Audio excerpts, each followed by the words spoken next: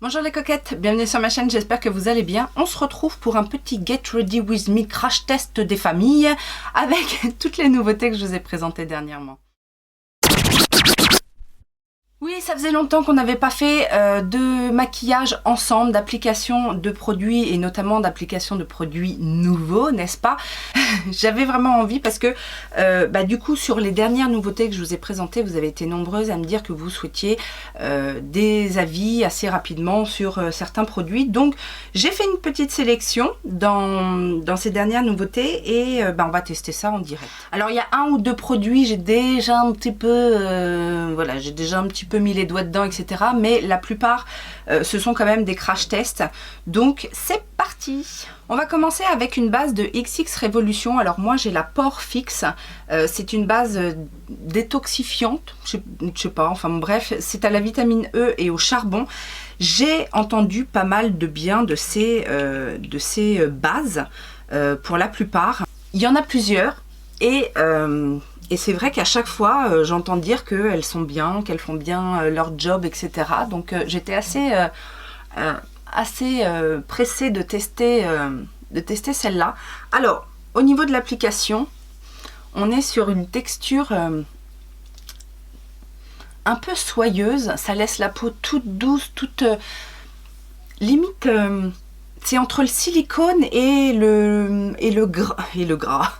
C'est pas péjoratif, hein, mais ça laisse vraiment, on sent une couche bien protectrice, limite entre la crème et la base siliconée.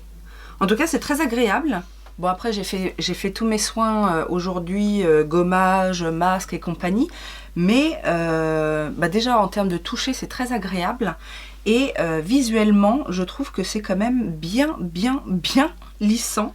Après bon, en tant que base, on attend aussi qu'elle fasse bien tenir le make-up, mais en tout cas, c'est très agréable. Pour le fond de teint, ce sera le nouveau fond de teint de chez Estée Lauder, le Futurist Hydra Rescue Moisturizing Makeup. Donc c'est un fond de teint hydratant avec un SPF 45, donc ça on aime toujours. C'est censé avoir une couvrance moyenne, je pense, modulable, infini, naturel, etc. C'est un flacon souple, pompe, on adore. Et moi je l'ai en teinte Pebble. Je vais l'appliquer au pinceau parce que la texture est assez liquide. Donc j'ai pas vraiment envie que le produit soit bu par l'éponge. Alors à première vue c'est une couvrance légère. En tout cas comme ça l'application, première application c'est une couvrance légère. Légèrement lumineuse. Ça s'applique très bien. C'est assez léger, assez fin sur la peau. Eh bien, au niveau du rendu, je suis assez satisfaite. Donc, comme je vous disais, c'est plutôt une couvrance légère à moyenne, mais le teint est bien unifié. La texture est effectivement très fondante. Elle fusionne avec la peau sans laisser de traces, sans se loger dans les petites ridules. C'est très agréable à porter. On n'a vraiment pas l'impression d'avoir un fond de teint. Et pourtant, le teint est vraiment unifié. Donc ça, c'est plutôt une bonne chose. On verra ce que ça donne effectivement sur la journée, voir s'il tient bien, s'il est vraiment hydratant tout au long de la journée. Mais en tout cas, en termes de rendu, application et promesse, pour le moment, je trouve que c'est assez bien tenu. Pour l'anti-cerne correcteur, j'ai sorti la touche éclat Eye Cover de chez Yves Saint Laurent, donc qui se présente comme ça en petit stylo, que j'ai pris en teinte 2, je crois, de mémoire. Voilà, c'est ça, la teinte 2. Donc c'est un concealer en format stylo, comme ça. Alors bon, je ne l'ai pas utilisé, donc à mon avis, je vais mettre un petit peu de temps avant que le produit sorte. Donc la teinte 2, c'est celle-ci. Donc ça m'a l'air d'être bien. Donc je vais en mettre un petit peu dans le cerne. C'est une texture effectivement très fine. Alors, je pense qu'effectivement, vu la texture, c'est peut-être pas mal de le placer au doigt pour bien le faire fondre et pas trop enlever de matière. Donc c'est un correcteur qui est censé être plus couvrant que la touche éclat classique, hein, puisque la touche éclat c'est plus un stylo lumière, on va dire, qu'un correcteur. Là c'est pas mal, hein. C'est très fin. On sent effectivement que ça va être hydratant. Ça garde une jolie lumière. Il est pas mat du tout. Hein. Ça garde une jolie lumière. Je sais pas, je vois rien avec le soleil, je vois rien de mon retour caméra. Mais en tout cas, de ce que je vois comme ça visuellement, c'est pas mal. C'est très naturel. Je vais voir si on peut intensifier la correction. Eh bien écoutez, première impression très bonne également. Alors c'est pas un full coverage, hein, bien évidemment. On est sur une correction naturelle avec un effet lumineux que moi j'aime beaucoup. On sent effectivement que le produit est hydratant. Donc moi c'est ce que je recherche aussi principalement. Quelque chose de naturel qui va venir illuminer, qui va donner bonne mine et qui va surtout pas assécher le dessous des yeux. Ça n'a pas filé dans les ridules pour le moment. Par contre, je viens de faire un petit peu attention au fond de teint.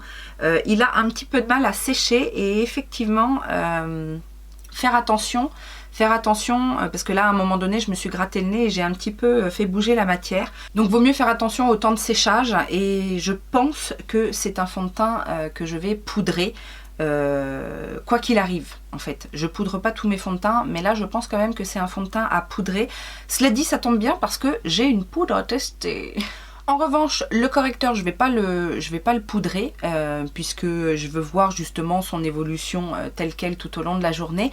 Et pour le visage, eh ben, je vais tester la Halo Glow de chez ELF puisque tout le monde en dit du bien, que c'est une belle poudre de finition lumineuse. Alors, je vais utiliser ma houppette de chez Linda Alberg, au moins pour la... Oula elle est un peu claire. Alors, il n'y a pas de... Il me semble qu'il n'y a pas de teinte. Mais non, ça va, elle s'estompe bien. Mais du coup, je vais mettre effectivement là où là où je me touche régulièrement le visage, le nez, le menton, etc. Parce que je vous dis, j'ai quand même l'impression qu'il a besoin d'être fixé, ce fond de teint. Et du coup, j'en remets un petit peu dans mon capuchon avec un pinceau plus fluffy. Et là, je vais balayer un petit peu sur tout le visage. Eh bien ma foi, cette poudre est très très belle. Elle est effectivement très très fine parce que même là où je l'ai mise en aplat avec la houppette, eh ben, ça fait pas du tout d'effet de matière. Ça a bien lissé justement, ça a fini de lisser au niveau des ailes du nez là. Le rendu est très joli. Et alors effectivement, c'est une poudre lumineuse, mais très très subtile, parce que moi j'ai l'habitude des poudres lumineuses sur tout le teint, et je peux vous assurer que des fois j'obtiens des choses beaucoup plus glowy, alors que là on est sur un attrape-lumière naturel, très très très joli. J'aime beaucoup le rendu du teint, enfin du canevas au niveau du teint. Alors, vous me voyez venir à 15 000 pour le bronzer, qu'est-ce qu'on va utiliser? Ben, on va utiliser le bronzer Gucci. Ben oui, parce que forcément, on en attend beaucoup, n'est-ce pas, de ce bronzer à 15 millions de dollars. Alors, j'étais contente quand même parce que beaucoup d'entre vous m'ont confirmé que vous n'aimiez pas non plus le packaging, que ça faisait trop vintage un petit peu, mais ça dit, bon, c'est pas répugnant, hein, je ne veux pas vexer ceux qui adorent ce bronzer. Hein. Donc pour rappel, moi j'ai pris la teinte 02 qui est assez chaude. Donc c'est éclat soleil, c'est ça la teinte, ou c'est lumineux, je ne sais plus. Je vais prendre donc le même pinceau avec lequel j'ai mis ma poudre. Alors ce bronzer, je l'ai déjà testé une ou deux fois. Alors c'est vrai qu'il sent très très bon. Quand on l'applique, c'est effectivement très agréable. C'est une texture effectivement très fine, très facile à manipuler en fait. Après, j'ai notamment discuté un petit peu avec Aurel Makeup Fun qui trouve que c'est un bronzer qui lisse la peau. Bon, je sais pas, j'ai pas remarqué ça sur ma peau en tout cas. Après, ils se font magnifiquement bien. La teinte est jolie. J'ai bien fait de prendre cette teinte-là parce que pour cet été, bon là je suis encore un petit peu palote, mais ils se font très bien. Il n'y a pas de souci. Mais pour cet été, je pense que il va être parfait. C'est vrai que ça sent bon. Hein. C'est une odeur. C'est une odeur fleurie, donc je pense qu'il y a effectivement des extraits de rose à l'intérieur, mais d'une manière très subtile. Le parfum est très bien fait, je trouve, parce que c'est pas du tout entêtant. Et il y a le petit côté sensoriel, olfactif à l'application qui n'est pas négligeable, je dois bien l'avouer. Bon, j'ai bien observé. Effectivement, il a un aspect bien fondu, bien lisse au niveau du teint de la peau, mais je note pas quand même... là, je vois, j'ai un peu de texture sur le haut de la pommette. Bon, ça n'a pas lissé... je sais pas. Là, sur le lissage de la peau, du grain de peau, je suis pas complètement convaincue. Mais je dois bien avouer qu'il est très beau et il s'applique très bien et qu'il est agréable avec son odeur, etc. etc. Donc, je ne dirais pas de mal de ce bronzer. Maintenant, est-ce que ça vaut 55 €? C'est ça le truc, quoi. C'est que... je sais pas.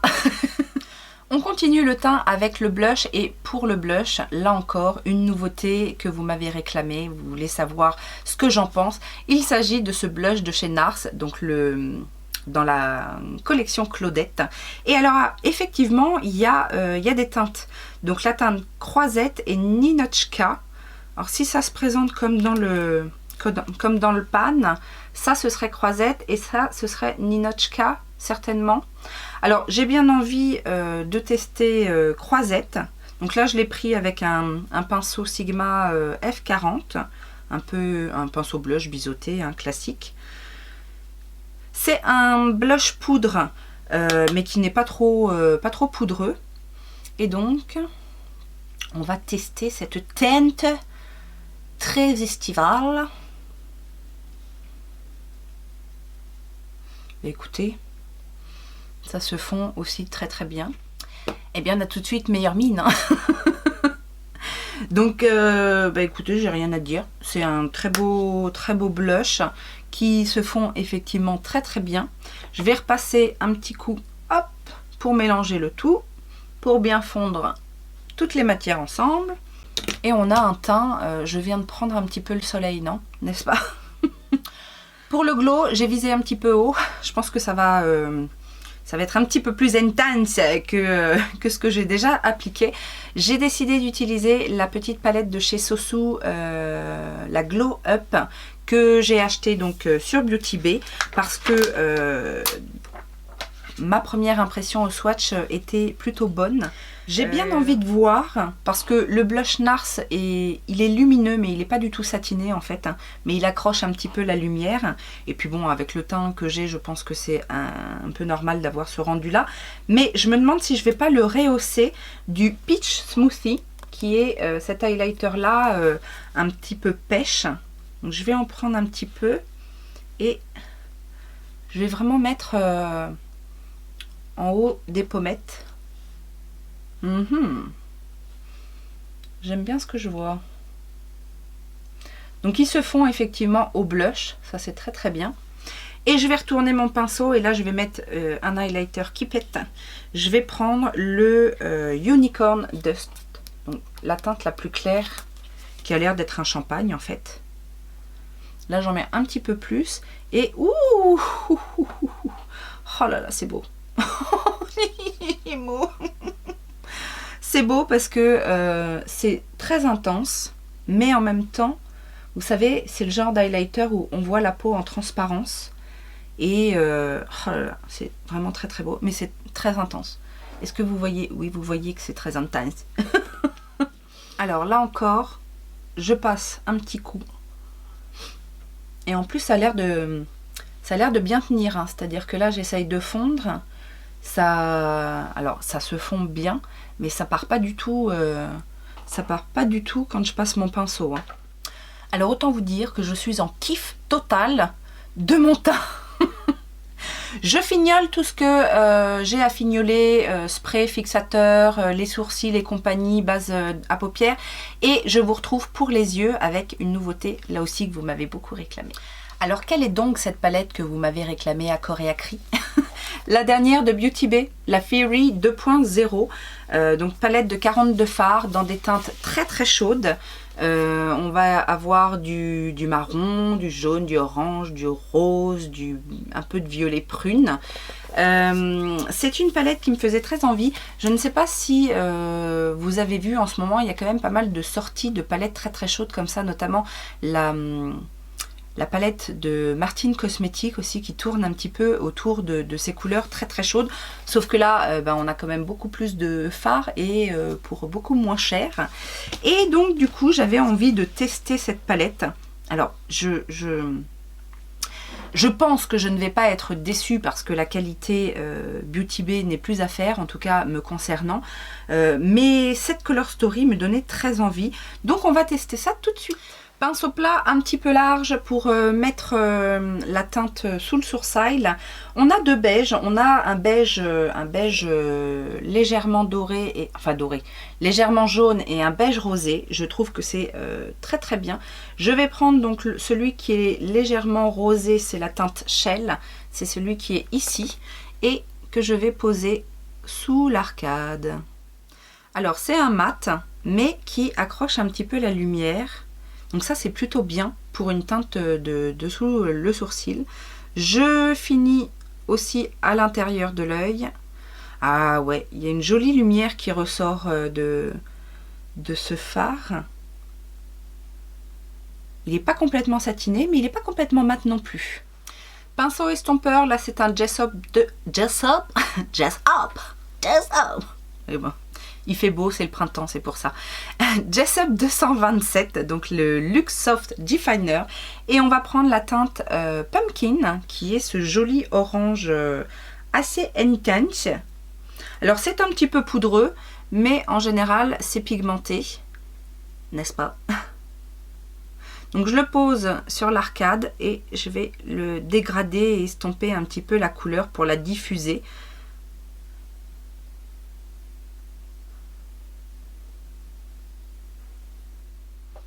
Très jolie teinte, très beau orange, ça se travaille très bien, c'est parfait pour ce qu'on demande à ce fard. Je garde le même pinceau parce que je pense que j'ai terminé d'estomper avec. Je vais prendre la teinte Rush qui est ce joli rouge là. J'ai hésité à prendre celui-ci mais celui-là étant un petit peu plus intense pour bien définir mon creux. Je pense que c'est plutôt pas mal. Alors ça a l'air d'être une teinte aussi pas complètement mate. Et donc je viens intensifier le creux, vous savez, le long de l'os en fait. Donc effectivement au niveau de la texture, on est sur un fard un petit peu plus qui se tient un petit peu mieux. Et en plus avec ces fards là, l'avantage c'est que vous n'avez pas de chute. Et en général c'est assez facile à estomper. Un autre pinceau estompeur, là c'est un Morphe qui n'a pas de nom et je vais encore intensifier mon coin externe avec la teinte Wood qui est ce marron très intense, limite ébène. Celui-ci est plus poudreux et mat et donc là je viens vraiment le mettre en coin externe. Je le tapote et puis on va le fondre. Je le remonte un tout petit peu dans le creux, mais vraiment pas beaucoup. Je ne veux pas perdre l'intensité des fards rouge-orange. Avec un petit pinceau plat, là c'est encore un Morphe. Je vais prendre la teinte Lace, qui est celle-ci. Donc c'est un fuchsia légèrement satiné. J'en prends un tout petit peu. Et je vais juste faire ma jonction en fait entre la teinte foncée et le début des teintes lumineuses qu'on va appliquer, puisqu'on va appliquer des teintes lumineuses. Cette couleur est magnifique. Vous n'allez pas bien voir je pense parce que je ne veux pas mettre sur toute la paupière, hein, c'est vraiment pour faire la jonction. Mais c'est une teinte superbe, bien intense en rose et en plus le lumineux. Et alors c'est pas pailleté, hein, c'est vraiment satiné, métallique. Ouais, métallique, mais c'est très très très joli. Et ensuite avec un tout petit pinceau plat, là c'est un Juno Co, je vais prendre parce qu'elle me donne très très envie la teinte cristal, donc qui est ce lumineux là qui a l'air mais vraiment super intense. C'est une texture crème apparemment. Alors, à voir comment ça se comporte au pinceau. Ouais, c'est peut-être pas le bon pinceau. Alors, dans ces cas-là, on prend le pinceau mousse, l'embout mousse. Ouais, c'est une texture crémeuse. Donc, effectivement, là, on va avoir beaucoup plus d'impact. Ah ouais. Alors là, alors attention aux paupières grasses avec ce genre de texture parce que c'est possible que ce soit un peu trop épais ou que ce soit pas très stable. Mais alors là, oui, là, il n'y a pas photo. Quoique, ça a l'air de bien se diffuser quand même. Pinceau plat, là, c'est un Sigma E15 avec la teinte Wood, donc le fameux brun très foncé. Je fais mon ras de cils inférieur. Et je vais venir l'estomper avec la teinte Sour, qui est un rose framboise assez moyen en fait.